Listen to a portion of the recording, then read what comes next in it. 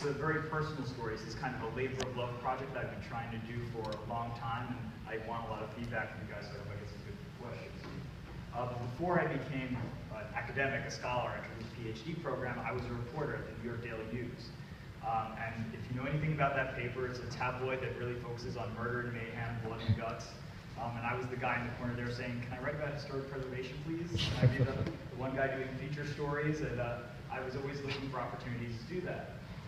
So when I was there in 2008, there was a local bowling alley in Queens, New York that was actually not far from where I grew up, less than a mile away.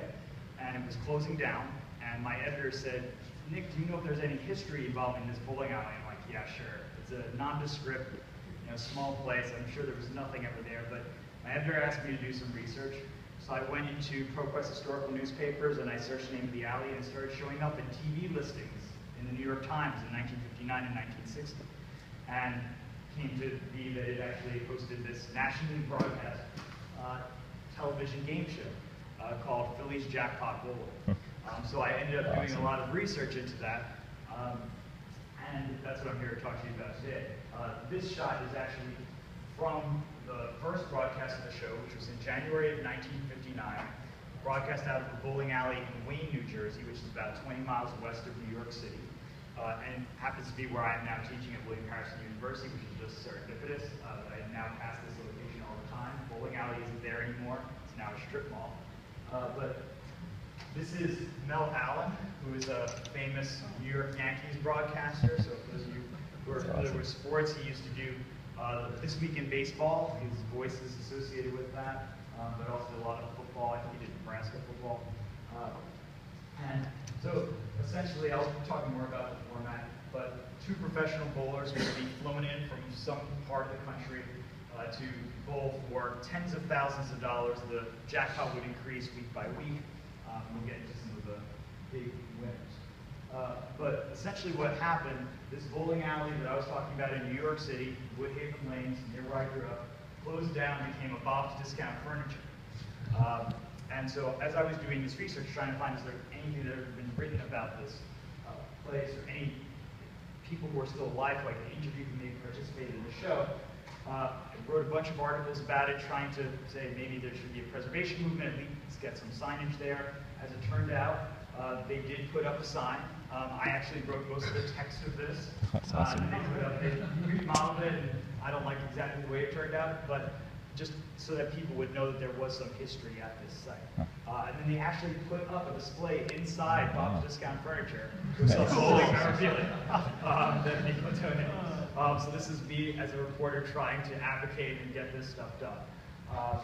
And I'm going to try to do this in New Jersey where I am now because there's nothing there, and so that's my new effort to try to get something up there. But anyway, you see they have pieces of the alley, trophies, jackets, and stuff that they'll put up. So what I'm trying to do now is get into the history of the show. I'm going to tell you why I think it is important, besides the fact that it's where I'm from, but why I think it's significant to mass communication scholarship. So the show, Phillies Jackpot Bowling, was sponsored by the cigar company Phillies. That's what it is, not Philadelphia Phillies Football, if you make that mistake. It's a Philadelphia connection. But on NBC for 18 months, starting in January 1959, originally aired out of Wayne, New Jersey, moved after a while to New York City, to two different bowling alleys in the outer borough of Queens. One in Forest Hills and one in Woodhaven. I mentioned Woodhaven Lanes. So, format of the show, two professional bowlers would compete against each other to roll 6 consecutive strikes in a row, and whoever won 6 consecutive strikes would win this jackpot. Sometimes it went for weeks where no one would win.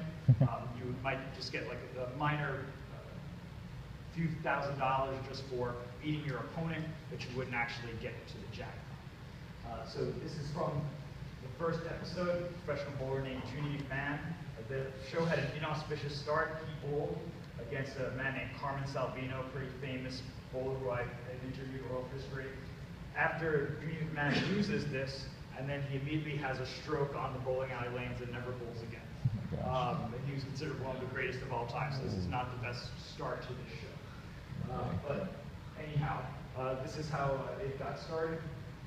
And the show aired, by the way, on Friday nights at 10 p.m. after the Friday night fights. So it's been very difficult for me to find copies of it because it had various times depending on how long the boxing match went. If boxing went late, there was no jackpot bowling that day, they would just tell the bowlers in the alley, sorry, we're not going to have a show tonight. But sometimes boxing would go early, and then they would have to fill up that time. So that's basically what it was. And the appeal of the show, and this is why I think it might be important for mass communication scholarship. It was a pioneering kind of format. Bowling had been on television before, certainly, but it was always just professional bowlers in leagues. In this case, we actually have people bowling in this game show-like format, and this is in the immediate aftermath of the quiz show scandal, which especially hit NBC hard. This was on NBC, which had 21. So we all know 21's the famous show that was rigged. And so what I'm trying to look at in the NBC archives right now at the University of Maryland to see if this show was perhaps an offshoot of that scandal, realizing that maybe sports is a way to show the public this cannot be rigged. We're just putting these guys up there, they're competing for large payouts, but it's either they bowl and they win or they're not. We can't give them the answers in advance like with a quiz. So some of the announcers, the original announcer for the show was Leo DeRocher, former baseball manager who's in the Hall of Fame. He flopped, he was only there for 2 episodes. Then they moved on to Mel Allen, who we saw, and then they kept like going back and forth. And then we had Bud Palmer, who was a former basketball player. He was the first ever captain of the New York Knicks. He went on to be a television personality for some. So, purpose of this study, my research question right now, how did it impact, it's very broad, just trying to figure out how did it impact sports television and bowling industry in general. One of the things that was interesting about this in particular was before then, bowlers really couldn't get a lot of money. They might do it on the side, right? You just have it. It was a traditional middle class thing to do. This show tried to make bowling into a professional sport akin to baseball and football, where you could actually earn a living as a bowler. In this era, right after the show, bowlers actually were making more than the top baseball and football stars, which is shocking to me, because we can't imagine David, like some of the guys who were on the show made more than Joe DiMaggio and Mickey Mantle. It's kind of crazy. But one of the other things about this show, after the era that I'm looking at when it was in New York and New Jersey, they said, you know what, we want to change things up, and we're going to move the show to California, to Hollywood. And we're going to swap out all of the hosts that we've had with this guy, Milton Berle, because he was under a long-term contract with NBC. So they ended up having him host the show. He knew nothing about sports, let alone bowling. He made these groan-inducing jokes that the TV guide always criticized. Like he called the sport burling and thought that that was funny. Yeah, exactly. Those were the groans that we used to do when the show was on TV. So anyway, this has been ranked as one of the worst television shows of all time. There's actually a book named Worst TV Shows of All Time that is in it. And TV Guide hated it, New York Times didn't like it. So I think that Phillies Jackpot Bowling has become associated now with the Milton Berle version, and that just kind of diminished its impact and how we remember it. So I'm trying to retrieve that stuff from before this.